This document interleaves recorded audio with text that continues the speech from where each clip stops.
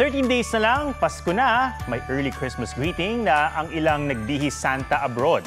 Mga Christmas pasyalan naman sa La Union at Pampanga ang sure nagigising sa inyong inner child. May report si Oscar Oida. The night is sparkling sa San Fernando, La Union. Fairy tale ang feeling sa dami ng palamuting paru-paro. Gaya ng Christmas tree na ito. Pero ang bida, ang enchanting flowers ng 8,000 bougainvillea lanterns. Sa Santo Tomas, Pampanga, royalty ang peg ng kanilang Disney-inspired castle. Aliw ang projector display. Standout din ang mga parol na gawa ng mga residente. Iprenosisyon pa ang mga yan kasama ang kanilang mga patron.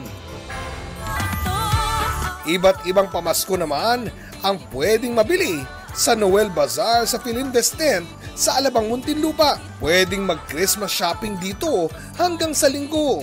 Nakabili ka na ng pamasko, nakatulong ka pa dahil mapupunta sa mga tinutulungan ng Kapuso Foundation ang bahagi ng kita sa bazaar. Sa Peru, animoy real-life Santa ang nagpasaya. Mismo ang mayor ng Ciudad Nueva kasi, nagbihis Santa na nag-zipline pa, complete with sleigh and reindeer props.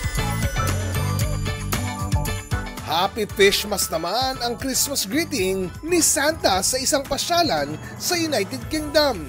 Kasama pa niyang nag-dive sa giant aquarium ang kanyang assistant elf. Oscar Oida, nagbabalita para sa GMA Integrated News. Huwag magpahuli sa mga balitang dapat niyong malaman. Mag-subscribe na sa GMA Integrated News sa YouTube.